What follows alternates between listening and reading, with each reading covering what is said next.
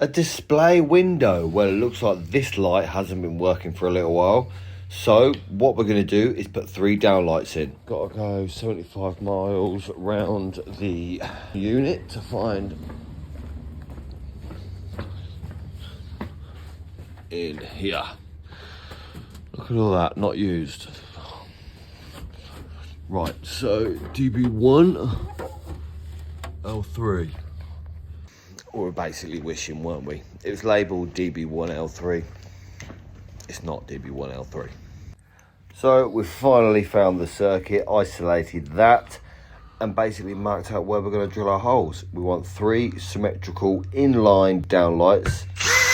We're going to start cutting them, and you get your days out because I'm trying to be as clean as possible. It'll catch as much mess as I can. And this is like a cardboard ceiling.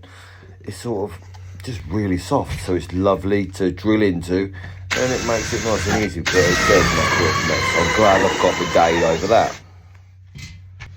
And above in that area, it's like a bit of a void. There's sort of ½ a metre space, so I can easily use this cable just to fish over, use my fingers. Don't have to use rods or anything. It's just quite simple to push the cable over and then grab it that end. And there we go. They're wired, ready to go.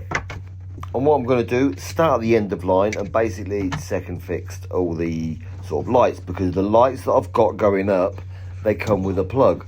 So you can easily test when they've been terminated. This is what I like about these Bell light fittings. The downlight fittings, they come with a plug, so you can take the light out or put it in as much as you want, which makes it ideal for when you're testing, because you don't want to damage the LED fittings. And these are the little plugs. Basically, if you get them nice and short, and then you can push them straight in. This is LSF cable, so yeah, it makes it a little bit easier because it's so stiff, this LSF. And you can push it straight into the plug, terminate it up, and clip it shut. And yeah, it's one of them days, the bleeding lid fell off.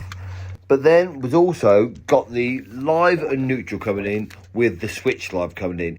So without rewiring the whole circuit, we've got to put a joint box in.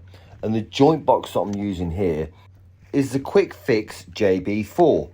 And these are ideal. These are made for basically changing one light for downlight, so you can have a joint box in, because that joint box will fit nice and smooth back into the hole. And inside that box, you've got terminations for your loop feed, your earths, your neutrals, and your switch lives.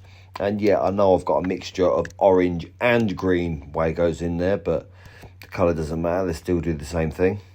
And because we're putting blue and brown, the new colour codes, in this installation, we'll have to stick a warning label on the fuse board to let other electricians know that there is mixed colours in this electrical installation in this building, basically.